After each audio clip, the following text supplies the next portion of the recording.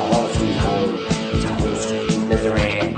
We knew when we got here, they tried to put us away. But when they see us walk down the street, they ran the other way. Back street in Atlanta, GA. Back street in the whole USA. Back street, nasty and hot. The further down back you went, the better it got.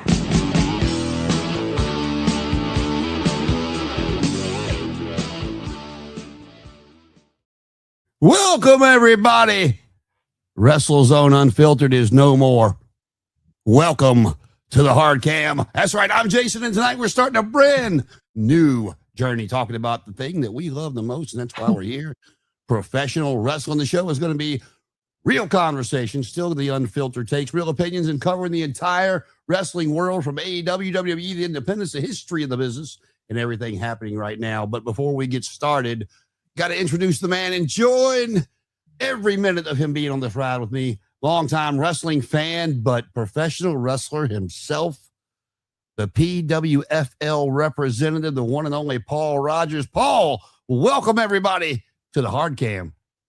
Oh, it's like I'm looking around and it looks like such a fascinating place. So I'm honored to be here, and hopefully I can learn more about what Jason intends to do with this place. This is not just about what I intend to do with it. It's about what we intend to do with it. Because I told you, because I told you a few weeks ago, we told the audience that, I came into the AZ because Connor, he kind of reeled me in off the internet, and then, then he does what he does. He kind of, he took his little hiatus, and, Adam, who I love dearly, he was running Talking Elite, and loved Adam to death, but he had some problems and some life things he had to take care of, and Talking Elite went away, and we rebranded to the WrestleZone Unfiltered. And it was just depending on what week it was until I met you on what was going to happen. And, we've been doing this a while. So I wanted to give us something that was ours, and to kind of go along with RTW. And now that we've doing this and RTW,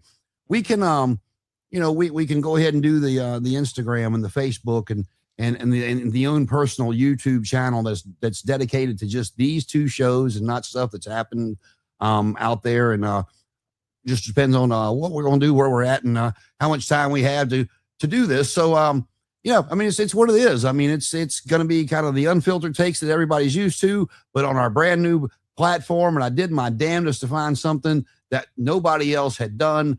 And the HardCam is what it came up with. So, you're seeing some stuff. You're seeing the new graphics. You're seeing the new intro music. Thank you, Michael P.S. Hayes, for the unauthorized use of your song. I appreciate you. And so what do you think, Paul? I think it's really interesting. We have a show called RTW, and we have another show called THC. So I don't know if that's going to imply anything at all, but we'll find out eventually, aren't we? Kind of like the old beauty is in the eye of the beholder. How you want to take it? Hey, why do they call this movie Half Baked 30 minutes later? Oh, that's why. I am not a glass half full type of guy, or glass half empty, I should say. So nothing's ever halfway done. You're just working on the progress to finish the story. So before we get started though, just tell me how do you like everything? I know it's kind of surprise to you. I was doing some research. I've been playing around with it, and I finally found something I liked. Clean.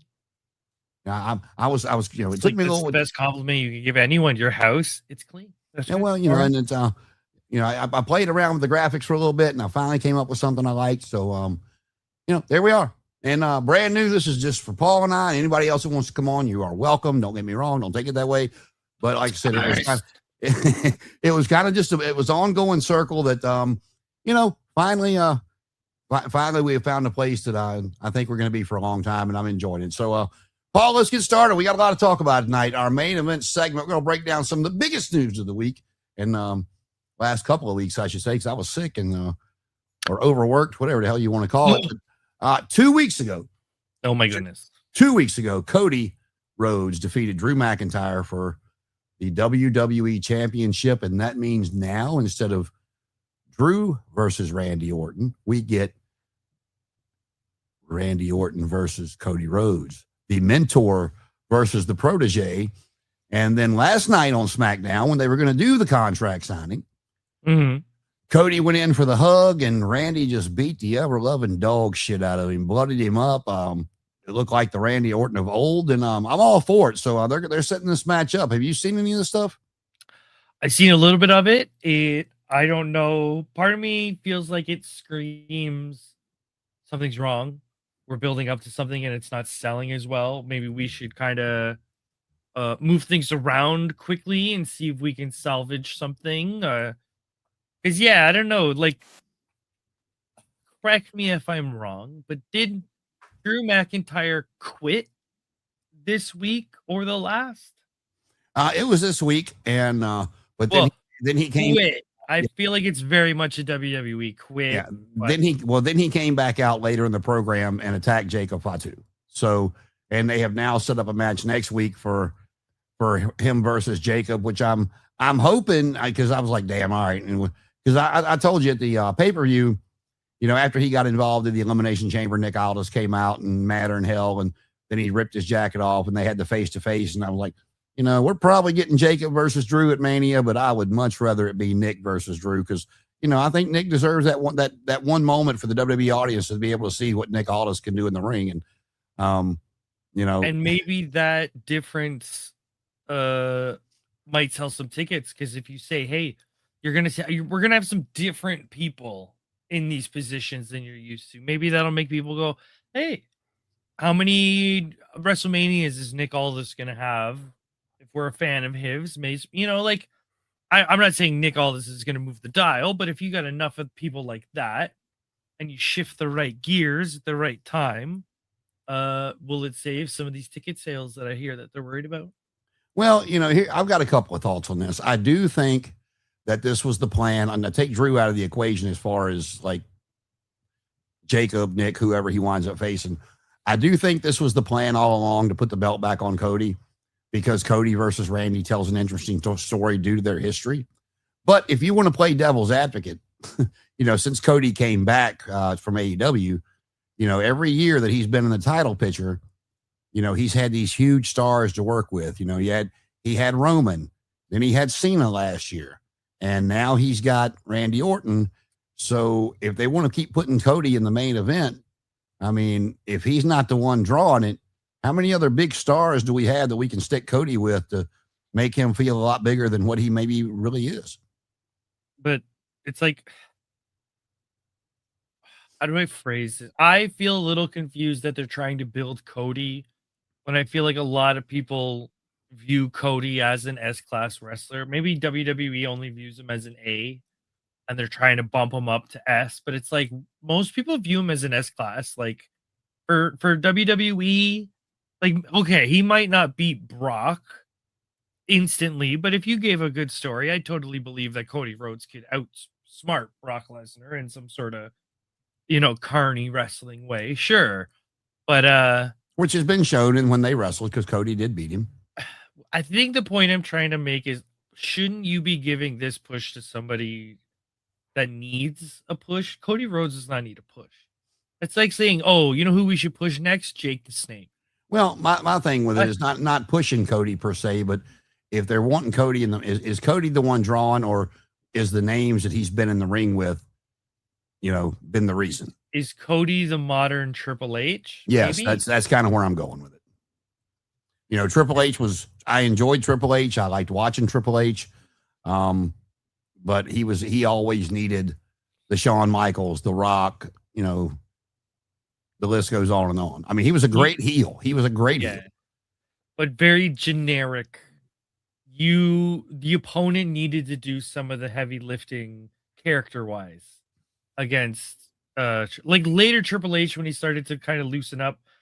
But it was like then he got serious mode and he almost got worse in the promos. But yeah, he just got overshined, but he was like, what do you call it? A mechanic. He needed a Mick Foley. He needed a Rock, but he could still have a good match. With he was reliable. You were always going to get the good match out of him, and he could actually carry people if need be and make them look like $1 million. But I guess here's my question. I do believe that the plan all along was to put the belt on Randy Orton at WrestleMania because everything's been made about, he's a 14-time champion. Can he catch or surpass John Cena before he retires? Mm-hmm. And so a lot's been made about that over, probably, since John Cena won 17 and Randy was still going. But here's the thing. So it's no secret Drew is leaving after WrestleMania to go film the new Highlander that he's in. So was he going to lose? Was it going to be Drew that lost the title to Randy, or did they pivot away from Drew to Cody because of the ticket sales, because of the story between Randy and Cody? Because if Randy would have won the title, Cody's been in the title picture since he got back. So there's a very easy way to go forward with that. If Randy won the title from Drew, of Cody now chasing Randy with their relationship. But after Cody beating Drew and then the turn of the page last night for Randy Orton, and because Randy went to say something and Cody interrupted him, he's like, look, I know once the bell rings, it's going to be what it is and you are who you are, but just know that I'll always love you. And he went in for the hug and then he got destroyed. And there was no RKO involved. I mean, he ran him to the table, the ring post, the announce table, steps, chairs, you name it. And then Randy just went in the ring, and when, medical's attending to Cody and he got the title off the belt and he's just sitting in a chair looking at the belt. And that's the way the show went off. And that, I'll be honest with you, that's the, you were talking about the talking segments before. We talked about with Raw going off the air with just the talking segments, and it's been doing that for the past 3. I mean, they've done it a lot, don't get me wrong, but here recently a lot more. And, so it was, even though it wasn't a main event per se or a match, it was the most interesting way one of their shows has went off the air in a while for me.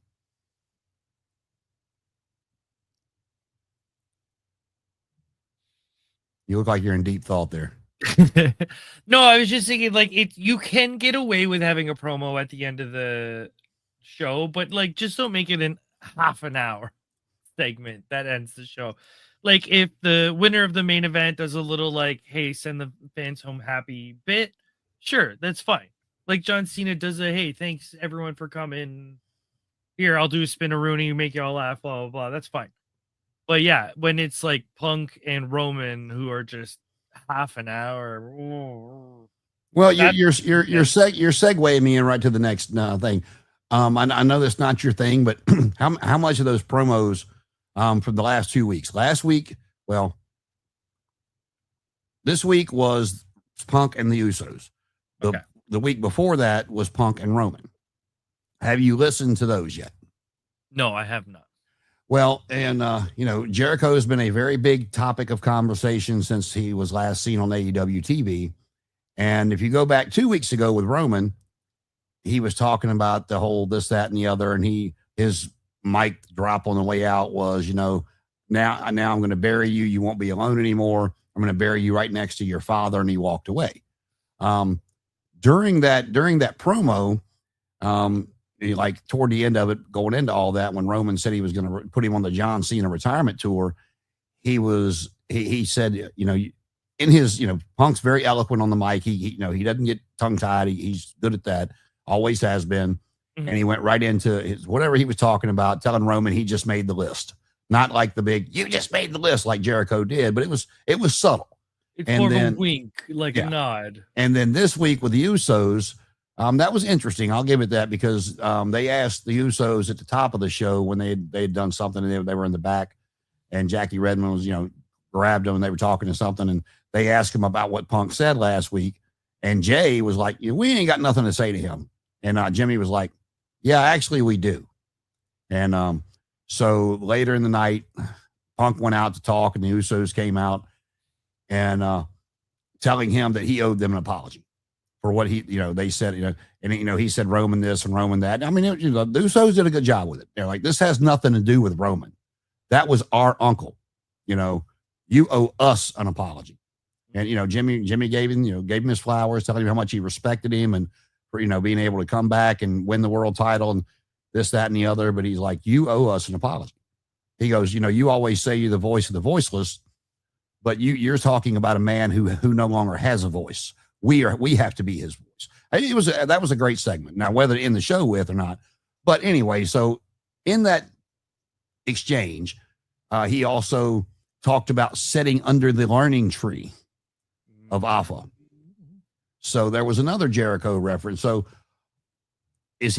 what exactly is he hinting at Jericho coming back finally? Or, what do you think about all that? It could and couldn't. Like, it's so weird because when the fans decided that Jericho was already making his debut on a show and he didn't, they had a lot more sales on that show. So is this WWE being a little sneaky, and saying, hey, maybe?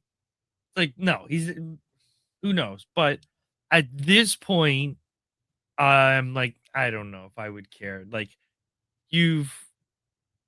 like, if he's coming, you have to keep it secret and you have to wait. Don't blow it, because we just had not too long ago this whole same cycle. Like, probably a couple times, I feel like already. He's coming. No, he's not. He's coming. No, he's not. He's coming. Like, no, I'm right there with you. We've heard so much, so much of he's coming, he's not, he's coming. I'm right there with you. It's whether he's coming or whether he's not. Who knows? But Punk is dropping those. If you know what you're listening to, and you listen to those little tidbits like that, you're like, wait a minute. The list jumped out at me like 2 weeks ago, because that was like, you're stealing your man's stuff. And like I said, then he hit the learning tree under Alpha, and I'm like, okay, are we finally getting Jericho now? Is this what first one's a coincidence? Oh, it's just a coincidence because that is an expression people say. Like, yes, Jericho made it a bit more famous in wrestling, but that is an expression. Like, yeah, when you make that second reference, you're like, ooh, you're like, you make one more, he has to show up. It's like, what's the fella, if you say his name 3 times in the mirror, they Biggie Smalls, that's the fella's name. Okay, so I thought, we talking about we talking about Joe Hendry.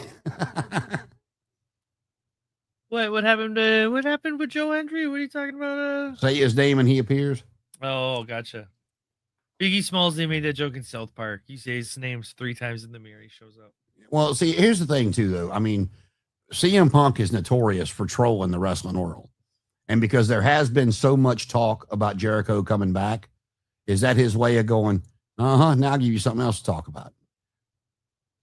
And we did see earlier, Logan Paul wrote some stuff on his palm, and the internet blew up about, I didn't see that. I didn't see that. What did he write on his palm? He just wrote nonsense. It was just like, Undertaker is tall, blah, blah, blah. Don't forget your promo, blah, blah. Like, it was literally just like nonsense lines. But there was a behind the scenes thing where apparently him and Paul Heyman were talking, and he showed him, and Paul's like, see, I told you. So it's like little ways of kind of trolling the ultra marks, because he didn't write his promo on his hand. But I think what they were kind of the conversation that's implied by this is they were talking that if you would write something on your hand, the fans would immediately think it's your promo and that you're bad and that they'll jump on you. And he used that. And I don't know if it's true or not. I'm just saying, they were right. Yeah. Talking about going in, we'll talk about Logan Paul going with that. The way they were setting it up for the Vision after Bronson got hurt, it looked like to me that you were going to get a tag title match with Logan Paul and Austin Theory against the Usos. But then last week, they came out what is left of the Vision.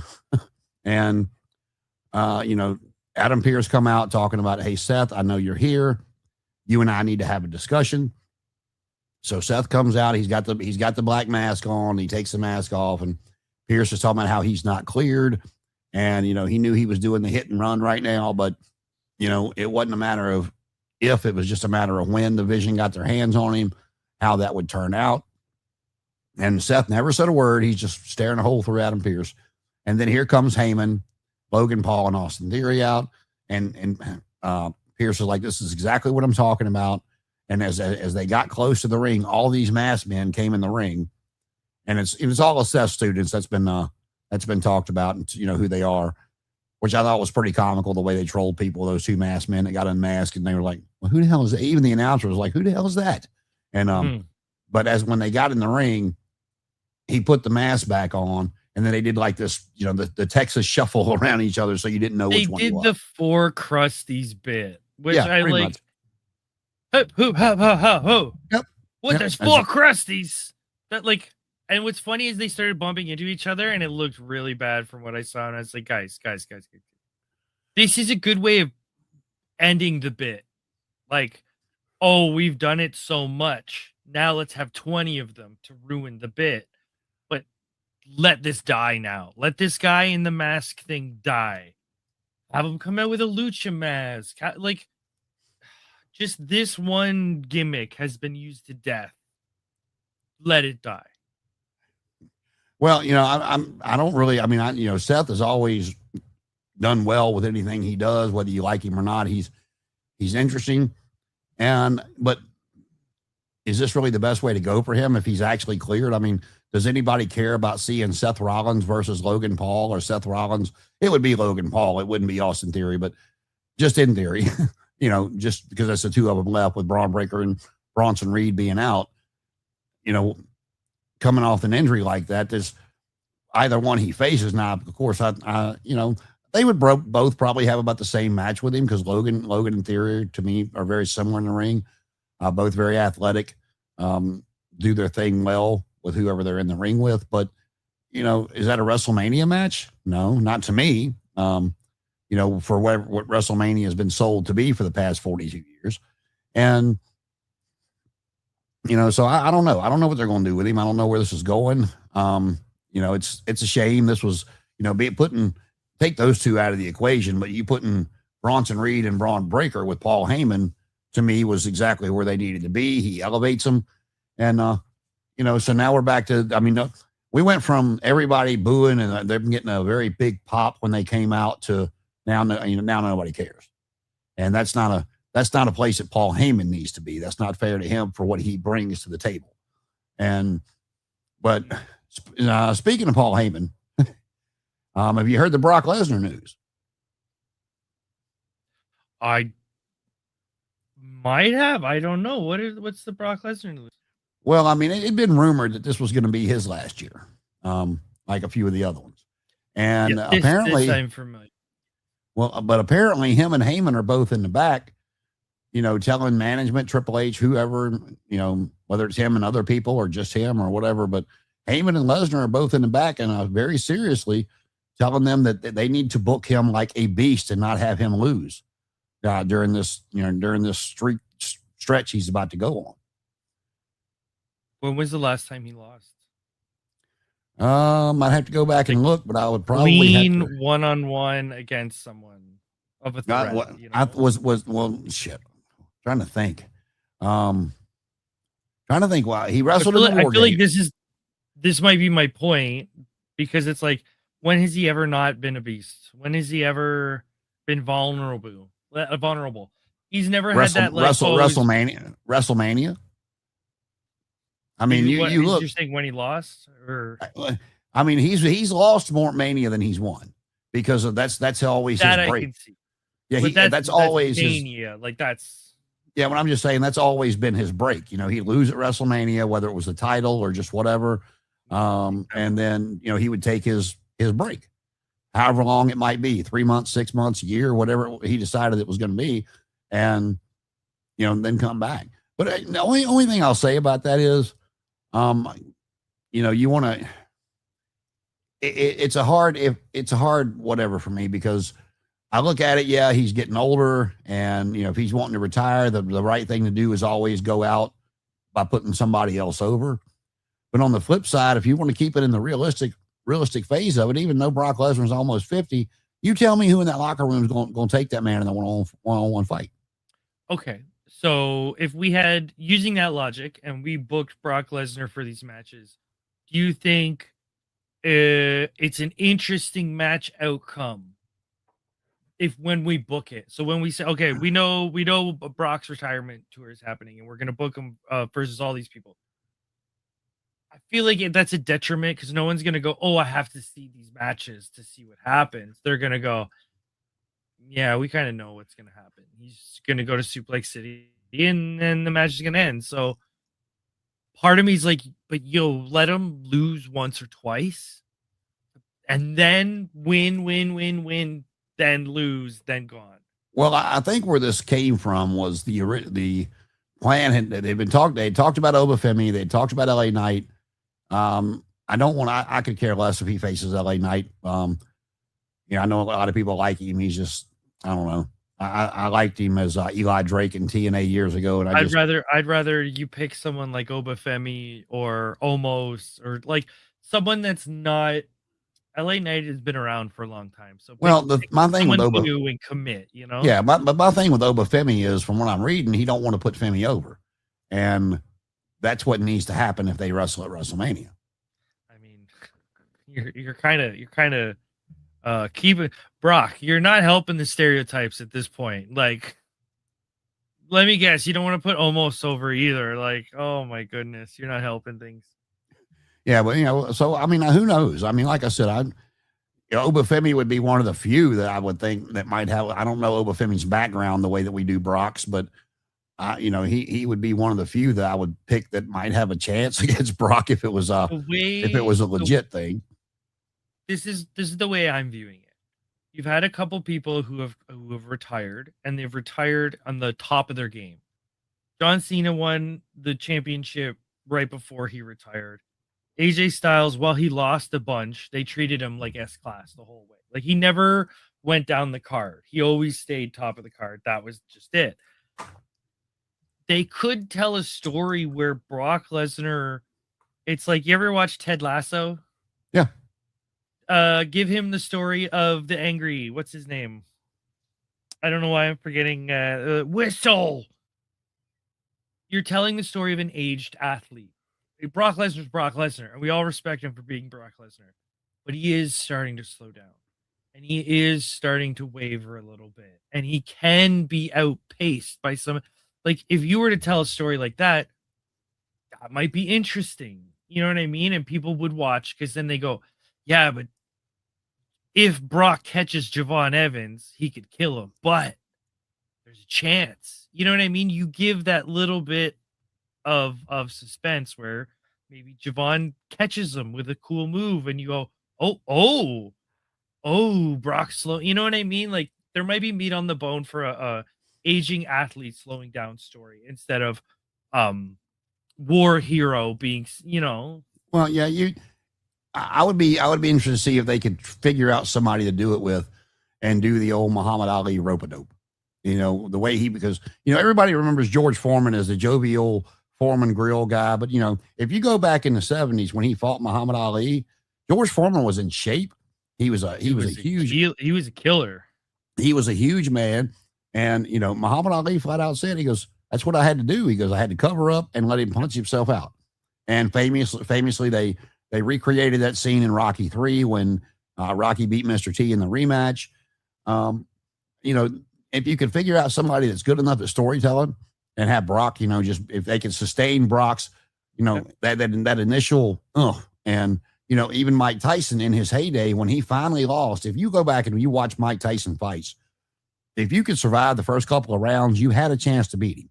Now that's not saying if you didn't cover up and he caught you with one of those lefts that you weren't going to go on your ass in those later rounds. But that's a story. That's something easy to tell. Oh, Mike will knock him out. But if he gets to the third round, well, so you could tell that story with Brock and very easily just like show Brock's frustration. Yeah. And everybody was so shocked when Buster Douglas finally beat Tyson, because nobody had really ever heard of Buster Douglas, but it was in the 7th or 8th round. Tyson was exhausted because he came out those fists of fury flying like that, trying to knock somebody out. That was his forte. Dude, I think you're getting it all wrong. What you're doing is you're telling a story. And here at WWE, we don't do that. So unfortunately, we're going to have to cut you off and fire you from the company, because what you said sounds amazing for Brock's final run. Have a young guy who can just outpace him. Yes, if Brock catches him, the match is over. But he just so happens to not ever get caught. Maybe you give him one time, he gets caught. Boom, Suplex City, the match is over. But then the next match, Brock can't get him. The guy's outpaced him. You know what I mean? And I wouldn't do it with somebody the size of Javon Evans. I would do it with somebody a little bit bigger, maybe somebody around the 220, 225 range that, doesn't look like. I'm just familiar with him as a young upcoming talent. No, absolutely. So pick anybody in that sort of NXT group and just say, you know what? We're committing. Yeah. We're doing Lex Luger in 1990 in the new gen, and we're just committing all the way. Well, final WWE touch, and we'll move on.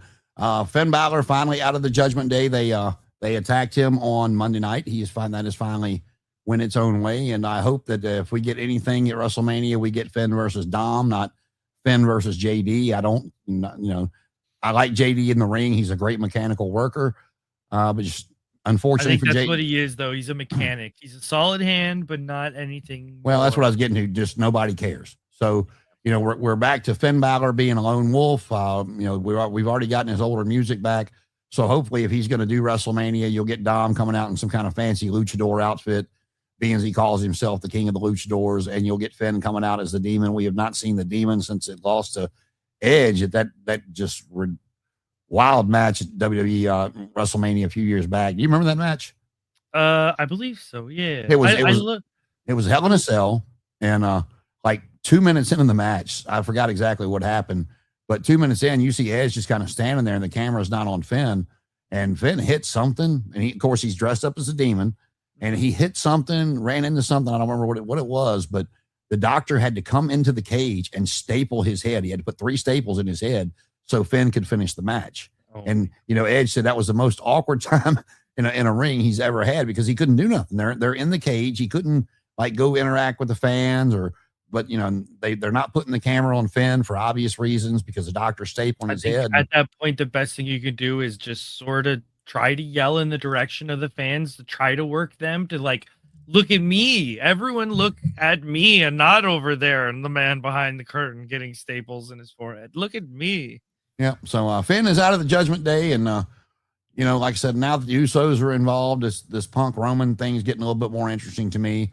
WrestleMania, they're trying to shape it up. You're getting Jade Cargill versus Rhea Ripley, and Liv Morgan versus Stephanie Vaquer, however you want to say it.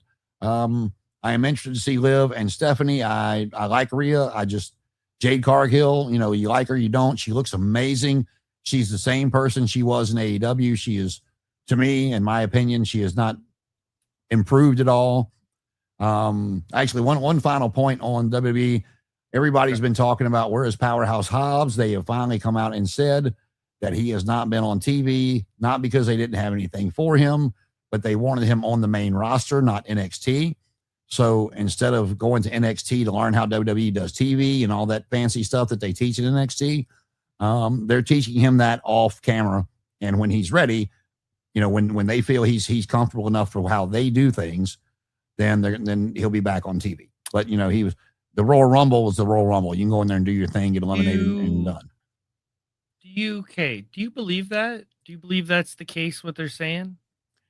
Yeah, I kind of do, and I'll tell you why. It's been said for a while that's why they eat, like some of the bigger names that have came in, that they started in NXT was because they do TV so much different than everybody else does, and they think it's a detriment to the performer to put them on the main roster and have them look, like they don't know what they're doing, because of how different things are done there. While I would get that to a degree, I think AEW TV and WWE TV are probably not the furthest away from each other in the sense of how production works. Part of me thinks that's WWE. Look, I'm not trying to think they're doing anything malicious. I'm not thinking they're hiring them to bench them.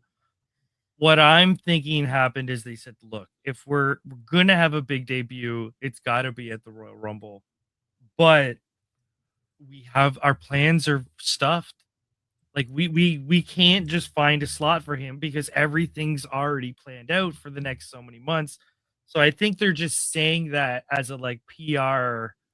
And that's highly possible. Like I told you last time we talked about it, if they don't have anything for him, I would much rather them keep him off TV and bring him out than the Raw after Mania, because that's always so big, and that's kind of their reset.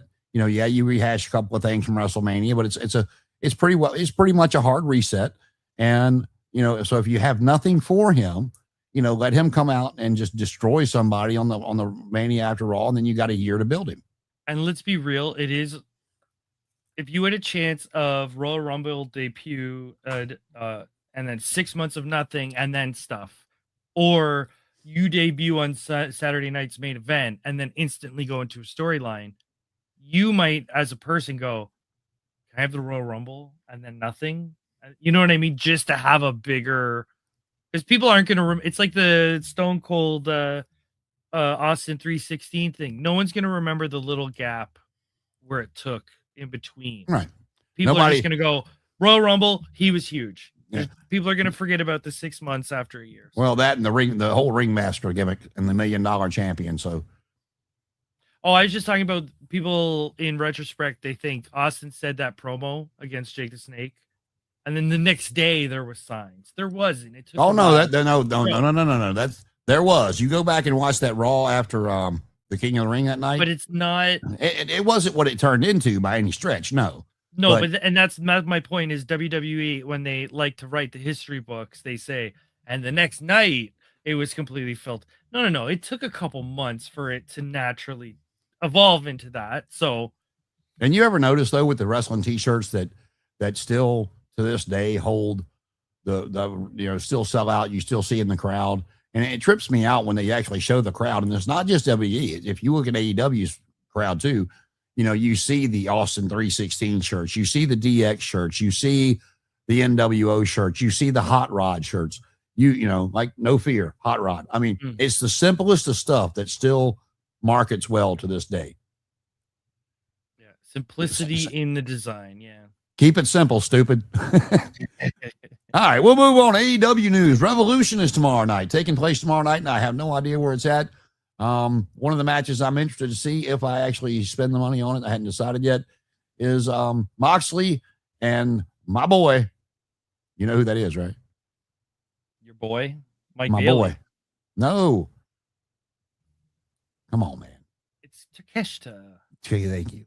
And Takeshita and Moxley in a no time limit match for that Continental title. That'll be definitely a hard-hitting match. You see the Takeshita face turn happening more and more. The Callis family tried to attack Moxley and hold him for Takeshita on Wednesday, and he said, nope. I'm not going to hit him with the weapon. Yeah. He didn't want to beat him up either. I want to beat him at his best, not because y'all took him out. And, Hechisero's pushing and shoving on Takeshita, and Takeshita's trying to explain to him and this, that, and the other. But, that's going to be a hell of a hard hitting match. I don't even know if Omega's on the card tomorrow night. But I pulled it up. I can you? No, I don't see him. Who's FTR taking on for the tag titles? It's Young Bucks. That's Young Bucks again. Yep. FTR to Young Bucks. But the main event is MJF again. Yeah, again. Notice I just skipped right over it. MJF versus Hangman Page again, this time in a Texas death match over the rigged coin toss for MJF. And, this is all pointing to signs of Hangman losing. And if he doesn't, then they did a really shitty job telling this story, because they will have put MJF down on a different tier. They talked about how the last two times that MJF and Hangman wrestled, that Hangman won. Talking about Hangman's only lost that one Texas death match and how he was going to do this and do that to Max and this, that, and the other. Max, given the chance, proves every day to me that he is the modern day version of Ric Flair. He's very, very good in the ring. He's great on the microphone. He can, if it need be, MJF is the guy. He's the one guy in the sport right now to be that can talk people into the seats because they want to see him get his ass beat. That to me, that's going to be what makes people buy the pay-per-view tomorrow night. And to lead on something I've been talking about for a while now, he doesn't have a character. He's the character. Yeah, exactly. Your non-wrestling fans aren't going to look at him and go, oh, that's a guy dressing up as a Minotaur. MJF looks like the real deal. He comes off like the real deal. I think, like, yes, his character could be a bit abrasive in the real world, but I think when a normal person thinks professional wrestler, I think MJF fits that slot kind of perfectly. Yeah, and if like I said, I'll use the comparison to Flair. You know, everybody that you ever hear talk says that, you know, that guy on TV was that guy you got. Now, granted, he wasn't always screaming and yelling and wooing, but that guy you saw on TV was the guy that you met, the guy that went to the bar, the guy that went to the gym, the guy that they hung out with, that a lot of them said they didn't know if he even knew who Richard Flair was anymore, that, you know, he was Ric Flair. And that's a part of what got him over. They talk about Austin, Rock, Flair, Hogan. It was them turning yourself up to 11. Yep. And, and MJF continues to me to do that. And I don't know, but like I said, they've talking about all these points about how the Texas Death is Hangman's, match, which again, I will point out, it's not a fucking Texas Death match the way they do it. Look it up. But anyway, it doesn't matter. But they're doing this match, and Hangman is, if he doesn't win, he doesn't get a shot at his word. That's key. That's key in here. His word. It's not in the contract. His word says he won't challenge for the title anymore. I think that'll be key moving forward down the road. I think the only reason you would ever say that is so you can go back on your word. Yeah, right? I mean, that'll be a great heel turn for him for when there's a babyface champion. Maybe like if Kenny wins the title again or something like that. Hear me out. Swerve's heel right now, right? Yep. Didn't we get MJF and Hangman and Swerve as a face tag team? Yep. Imagine Hangman and Swerve as a heel tag team. They'd be like the 2-man power trip. They would, but I've told people before, and I know it's not a popular opinion. I just don't like Hangman Page. I don't find him interesting. I never have. I feel like in general he gets mixed review, so I don't necessarily blame you for that opinion. I like him, so there's a part of me that goes, "How could you ever not think he's interesting?" But when I look at the general landscape, I can go, "Yeah, okay, I can kind of see there are a lot of people that are just not." And when you've got people that are there in the company, and I know Will Ospreay's hurt right now, but when you've got a Kenny Omega, you've got an Ospreay, you've got Swerve, who even though when he came to the company, had just been on NXT as part of a tag team. He has done so well for himself and, shown what he can do. There's so many. I would put Swerve as one of AEW's like highlights. Absolutely. That's what I'm saying. There's so many, in my opinion, bigger names in the company to put the belt on Hangman. They took him from here and boom. Well, I don't think that's the case personally. I think he was here and they signed him because, he's friends with Max. He's friends with a lot of different people.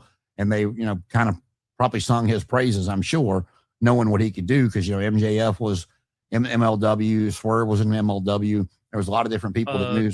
There was a Swerve Will Ospreay match from 10 years ago where they did a big dance off. So I definitely think he was a modern day journeyman, where a lot of the AEW people, where they were journeymen too, probably PWG, Ring of Honor. I just think with Swerve, I think when he was brought in, he was given the opportunity to go out there and get himself over, where he was not given that opportunity in WWE, and he has made the most of it and shown people what he, what he's capable of. No, I mean, that's kind of where I'm at. He's up here to me, and you got MJF, you got Kenny, you got these different guys and girls that are there, and Hangman Page just does not see. He's not a world champion to me. Here's a question. Do you view him as like, are you saying he's not an S class, he's an A class? Or is he a B plus player to you?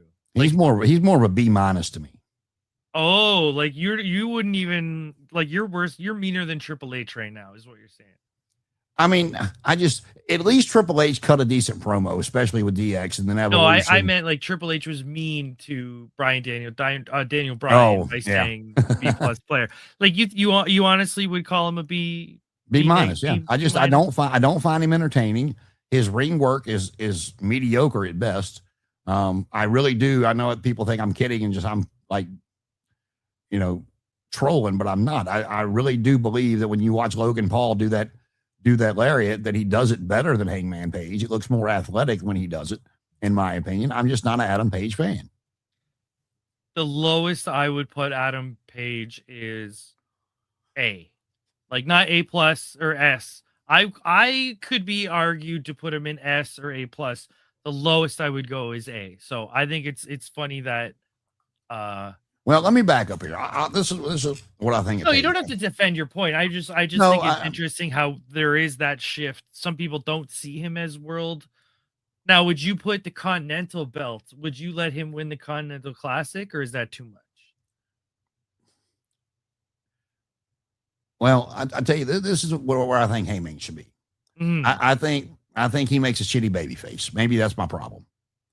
I think that's a fair observation. I wouldn't. I think he would be. I think he would be wrong, with the way he comes off. Now, he's not the MJF type heel, but with the way he comes off of, whatever. I think you could put him as a heel wanting to fight, and just like the stuff that he did with Swerve, where he burnt Swerve's house up and all that crap that he's done. I think he would be more interesting to me as a heel than he is out there trying to kiss ass of the people, and just it doesn't come natural to him. You know what the funny thing is? I can see him as a face when he came out and he cut the promo in Spanish, and it's like, okay, I can see, there's some meat here. But as I'm looking at the picture of him on the card for this show we're talking about, he's got like a mean mug. Like, he looks like someone that would try to fight you at a bar. Yeah. And not in a good way. Like, he looks like the guy that I would open up. I don't know if you guys have one in Canada, but it's not a paper anymore. It's now a website or a Facebook page. But there used to be this old thing. It was called Gotcha. And you would open it up, and it was everybody that had been arrested, and it was their mugshot. Oh, gotcha. Yeah, exactly. Gotcha. Yeah, like a criminal database sort of. And he looks to me like the person you would open up Gotcha and look at and see him in there for domestic assault. He got drunk and beat up his spouse. That's what he looks like. I mean, we are talking about professional wrestling, so some of the people we aspire to have similar charges on their rap sheets. So. All right, so you've got it in front of you. So let's run down the rest of the card real quick. Okay, so from this website saying top to bottom, we did MJF Hangman Page. Next is Thekla versus Chris Statlander, 2 out of 3 falls match, which I love to see. I love that gimmick. I don't know if I'm too interested in this one. Thekla, I don't know. I'm not too big on her, and Chris Statlander, I'm done with Chris. I don't want to sound mean or anything, but it's like I was real interested in her a couple years ago, and now it's like, with what else is going on in the women's division in AEW, Chris Statlander's a bit boring. Well, yeah, I agree with you. They she had been there long enough, and they gave her world title run, so let's move on. Yeah, I'm right there with you. Gimmick her up, do something. She's a fantastic worker. From what I hear, nice person. So I'm fine with her being around, but gimmick her up, do something. Give her the old, what's the girl's name? Hart. She's in Julia Hart. There, do something like Julia Hart. Gimmick her up, do something fun. But yeah, then I could pass on that. Moxley and Takeshita for the Continental Championship. So here's a question. How do you make no time limit gimmick interesting?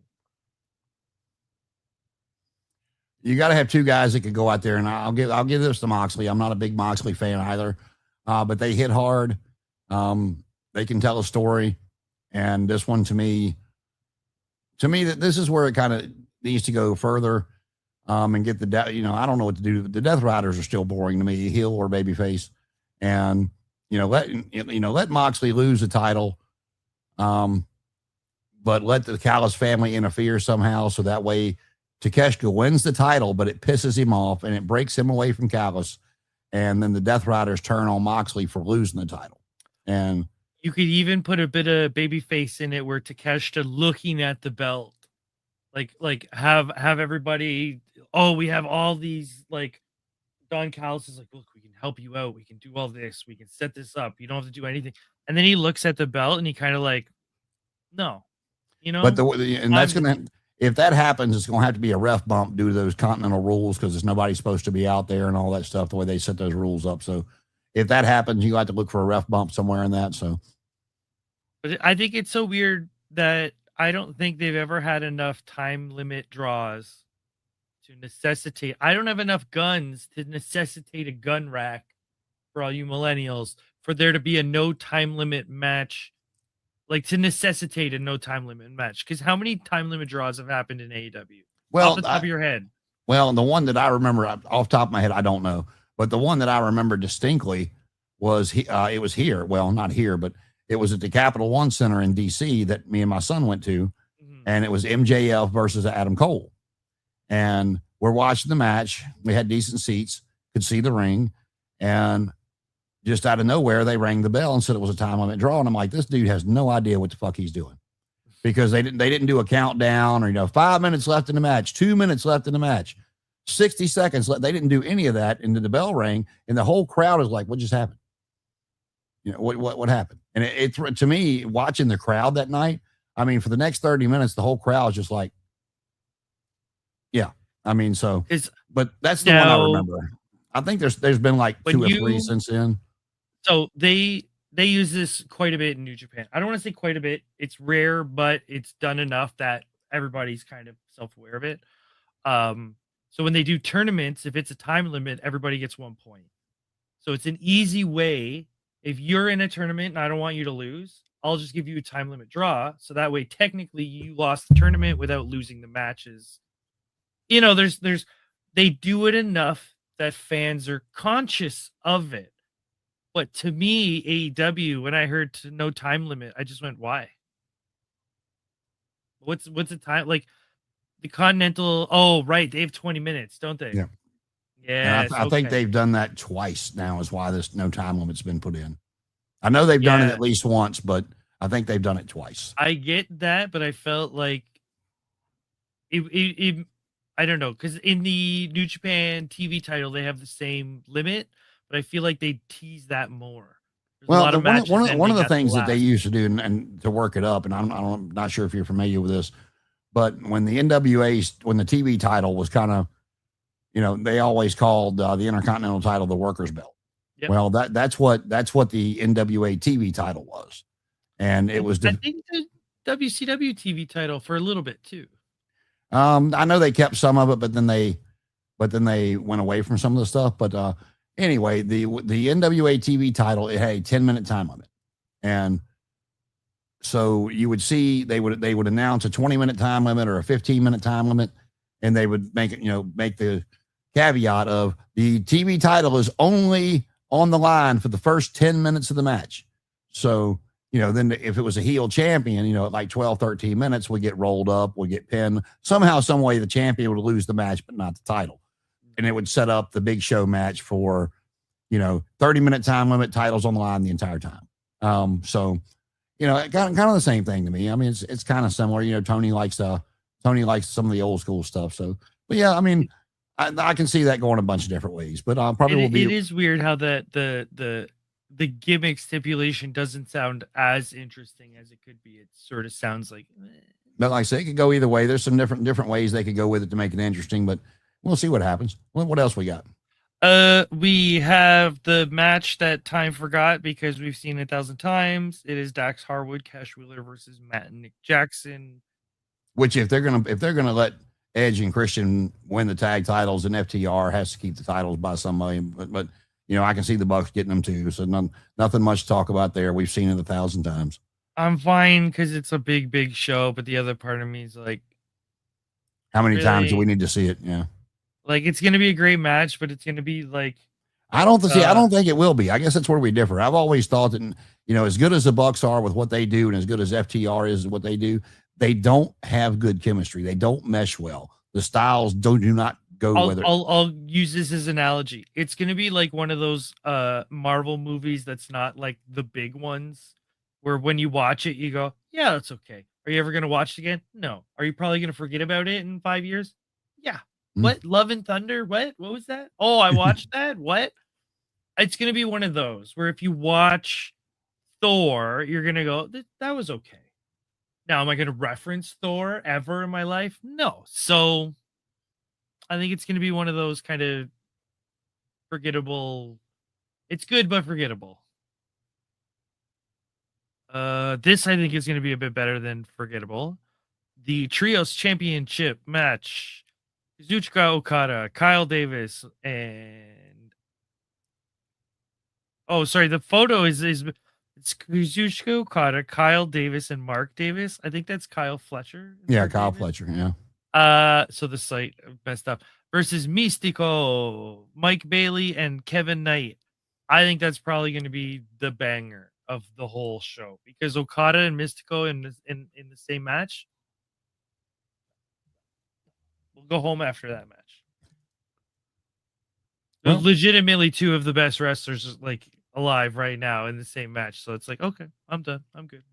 But how much will they touch in the match is the key there. So I think more than we can assume. I think they've worked quite a bit together. So they might be going, oh, yeah, I'm used to him. So we can. Yeah, it's possible. I mean, I never try to prejudge those matches because if I go into it looking at you like you do, like you just did, I'm going to wind up disappointed.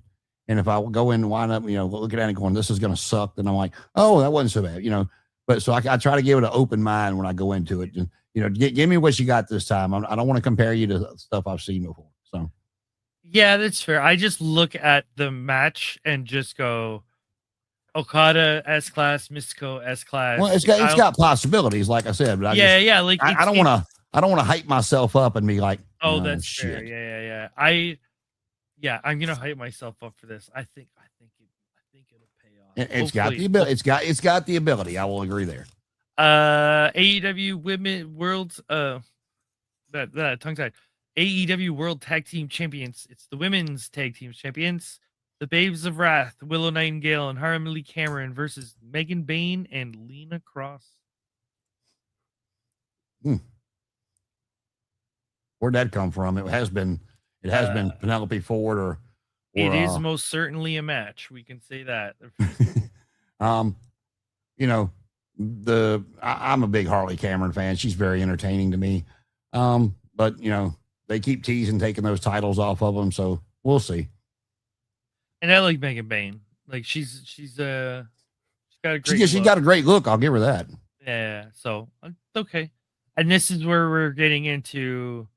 It's like we're getting lower down the card, but we're getting into some of the better potential matches. Swerve versus Brody. I think that's going to break down and be extremely violent and extremely short. It needs to be violent because Abdullah the Butcher is going to be very happy in his grave during this match. He ain't dead yet, is he? God rest his soul. He's not dead. I'm sorry to say, I didn't think he had left us yet. I don't know. I was thinking of the It's Always Sunny in Philadelphia where they sent Pete Boggs and they're like, he's not dead. Up next, we have Andrade El Ilio versus Bandito. I'm hoping this is a lucha nonsense match. Be loosey-goosey, have a bit of fun, because it could stand out from the rest of the card if you make it more lucha than anything else, especially if it's right next to a Slaughter Fest match and Brody King and Swerve Strickland. And no, that poor man is still with us at 85 years old. Continue. Oh, okay. And then up next, everyone is banned from ringside because it is Timeless Tony Storm versus Marina Shafir. Any opinions on Marina Shafir? It's like my Brock Lesnar comparison. I mean, she's not entertaining. Brock has his moments of entertainment. They're few and far between, but show me who in the back on a legitimate fight. Mm-hmm. And I'm talking about both rosters. There's only a few of those men that I would actually say could probably take Marina Shafir. So, but Tony is Tony. So in the company's eyes, shoot wise, it should be a very easy victory for Marina. Entertainment wise on this side, Tony will probably win. And that's the way it should go. But even if Tony loses, you can work it. She's very good in the loss. Yeah. She knows how to dramatize her losses in the best way possible. Hey, maybe that's something we all should learn from some of these old movies that she's watching is the drama of defeat and how to kind of drag your way back up. But up next we have he's your problem now. You can keep him. David Finlay, Gabe Kidd, and Clark Connors versus Darby Allin, Orange Cassidy, and Roderick Strong. You'll see Roddy turn. So it's finally gonna break down. You're gonna see Roddy turn. Is Roderick gonna be a dog for real? Is that what you're saying? He's had his flashes where it looked like he was gonna become part of the Death Riders. But that story's floating around, so if he's in there with these guys, then you might see him, you might see him go with them, or you might just see him turn and walk away. If this match doesn't have some sort of environmental spot, I'm going to be disappointed. With Darby and Gabe Kidd, I'm picturing some sort of WWE-esque video game, climb up a thing, fall into a thing. That's my, if I can put a bet, that's my bet, is they're going to have some sort of environmental damage thing. You know what I mean? Yeah. Then we're just getting to the 0 hour stuff. We have a 21-man blackjack battle royal. The only people on this website that are listed are Ricochet and Ciampa. So much for Ricochet defending that title he won. You ball-headed son of a bitch. I did like that they were having a match. I think it was these two. And the crowd started chanting like bald, bald, bald, and all the chants were bald. And then Brody King intervenes, and they're like, "You're not bald. You're not." Very good stuff. But anyway, the next 0 hour pre-show it says TBS Championship, Willow Nightingale versus Lena Cross, but they are also part of. Well, yeah, she was. That was part of an interview that happened either this week or the week before about, you want this title, come after it. You want this title, come after it, man. So that's where that came from. So okay, and the only thing left is Boom and Doom, QT Marshall and Big Boom AJ versus Sean Dean and Charlie Bravo. That's what do they call them? Boom, the Costco guys? No, not the Costco guys. Sean Dean and Charlie Bravo. They're the infantry. Infantry. Yes. So there it is. That's AEW Revolution tomorrow night on pay-per-view for 12 or 13 hours, whatever it may be. And, you can get it for $10 cheaper through the HBO Max app if you have it. But all right, let's move on because we have hit the hour mark. So I'm going to fly through this real quick. Today in pro wrestling history, my friend, 43 years ago tonight in Lafayette, Louisiana, the Midnight Express of Dennis Connery and Bobby Eaton defeated Magnum TA and Mr. Wrestling 2 in a loser receives 10 lashes match to win the Mid-South Tag Team title. The win for the Express came after Mr. Wrestling 2 walked out on his partner. Cody did that in AEW recently. Not recently, but like within the last few years. Because I think that's a great gimmick. They did it in ECW, Tommy Dreamer. And dear God, this does not feel like this was 21 years ago. 21 years ago, the Rockers reunited on Raw, and this was setting up the Kurt Angle, Shawn Michaels match at WrestleMania. That much I do remember. They reunited on Raw at the Gwinnett Center in Atlanta. It was the first time Michaels and Jannetty had teamed since their infamous breakup in 1991. They defeated La Resistance of Sylvain Grenier and Rob Conway. Today is the 34th birthday of Shotzi Blackheart. Happy birthday, Shotzi. And King Cobra from Mid-South Wrestling fame is 78 today. Happy birthday to the King. 4 years ago, a little somber note, Scott Hall died today at the age of 63. Lars Anderson, real name Larry Hanami, is 87 years old today. ECW legend and wife of Tommy Dreamer, Beulah McGillicuddy, is 57 years old. Today's on-screen director of authority, Santino Marella, is 52. Happy birthday, Santino. And then 27 years ago tonight, WCW presented Uncensored at Freedom Hall in Louisville. In the main event, Ric Flair pinned Hulk Hogan in a first blood steel cage match to win the title. The match did not end at first when Flair hit Hulk with a tire iron, and Charles Robinson counted quickly for the win.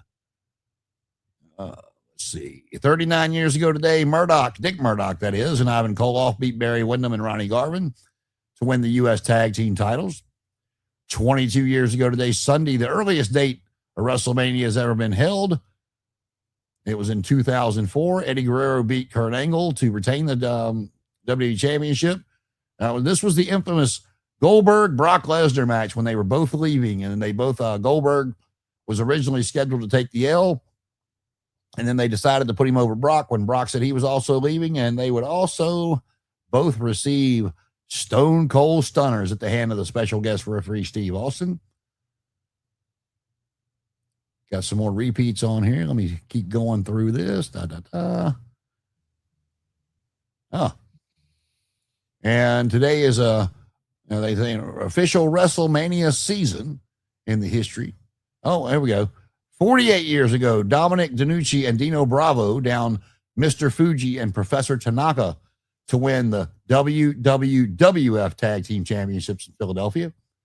And here you go. Here's something for people to look up if you don't know. We've talked about it some, but 16 years ago tonight, Adam Pearce won the NWA World Heavyweight Championship in a three-way match, defeating the Blue Demon and Phil Shatter. This was Pearce's third run with the title, and he successfully defended the belt for a year, including victories over Bryan Danielson, before losing to Colt Cabana. Ugh. Boom, boom. Brian Clark, who wrestled as Adam Bomb in the WWF in the 90s, who then went on to become Wrath in WCW. And then, of course, Brian Clark is part of Chronic with Brian Adams. He's 62 today. Sheamus, 15 years ago, defeated Daniel Bryan to win the U.S. title on Raw from the Scottsdale. I thought you were going to say it was that Mania. That squash match. Mm. 39 years ago today on Piper's Pit, Hulk Hogan joined Rowdy Piper ahead of WrestleMania 3. And Piper promised after the match he would cut Adrian Adonis' hair, saying it would be the ugliest thing fans would ever see. Hogan came out to a thunderous reaction and dressed his upcoming showdown with Andre the Giant.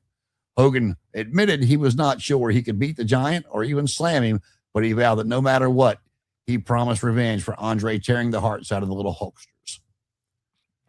And then 39 years ago tonight, the 10th edition of Saturday Night's Main Event aired on NBC, and it was just 2 weeks away. Hercules won a 20-man battle royal where Andre eliminated Hulk Hogan, and the end came with Hercules eliminating Billy Jack Haynes, who is, we all know where he's at right now. And then 15 years ago tonight on Raw, an uncomfortable confrontation, Brian Christopher danced to the ringside with Michael Cole in his feud against Brian's father, Jerry Lawler. Lawler and Cole were set to face off at WrestleMania 27. During the confrontation, Christopher asked Lawler if he was ashamed of him. Lawler replied by telling him he was a bigger screw-up than Charlie Sheen. And that is today in pro wrestling history. and oh, dear God. Is looking back, considering some of the news we've heard about some celebrities recently, Charlie Sheen, not the worst person to be compared to in the hindsight. You know what I mean? Not anymore. So what do you got coming up? I know you said, if I remember right, you said your next match is in April. Was that I hear you right? In April, yeah. I haven't heard the specifics. I've just told to bring my gear. So back to the gym, get some cardio. I need to be better at that because oh my God, after a couple minutes, you're just. And do you know what venue it's going to be at yet? I don't know the name of the venue off the top of my head, but it's going to be in Bolton, Ontario, which is not a big town. Well, we got to keep our listeners. We got some listeners over there for you as well. So maybe we can get them to come out and throw some signs up. Bring the man with the pink suit. They'll say, what the signs held them up.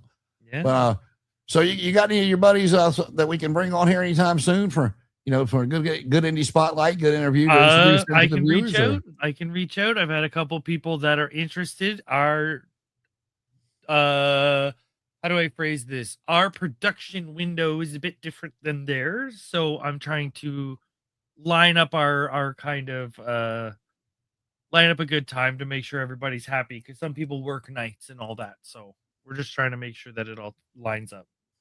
Well, that's all you can do, man. Keep plugging away. So, audience, we're going to throw it to you on the comment section. Tell us who you think's going to win with Cody and Orton. Tell us why if you feel like going that far. Who wins between MJF and the Hangman tomorrow night? And who do you think's got the best storylines and the best matches right now? Who is the best wrestling promotion that you think is happening right now? And so we encourage you, like the video, subscribe to the channel, share it with other wrestling fans. Like I said, look for it. We're going to start a brand new channel with just this, and Road Trip Wrestling is going to be dedicated to everything Paul and I. So if you don't like us, learn to love it, because it's the best motherfucking thing going today. Well, I have enjoyed it, Paul. I hope you like the new and improved, formerly WrestleZone Unfiltered, but now it's all ours. It's the HardCam. Less of a mouthful, yeah. No, I had a grand old time on the first episode of the HardCam. So look for the next episode of Road Trip Wrestling. If we look a little tired, things are running late. We've been in the damn plane for 20+ hours one way, and we went to Tokyo, Japan. And Paul, tell them who we went and saw. It was Tokyo Joshi Pro Wrestling, so very smaller outfit. But if you don't know who they are, I implore you to look it up. The episode will be released soon, and you can see what Paul and I thought about it. It's different, I'll give it that, but it was very entertaining, and I had a good time watching it. And for the next episode of Road Trip Wrestling, we're traveling to the National Wrestling Alliance. And I don't even know who the damn champion is right now, who's holding the 10 pounds of gold, but we're going to find out. So for Paul, I'm Jason. The HardCam is now cutting off. We'll see you next time.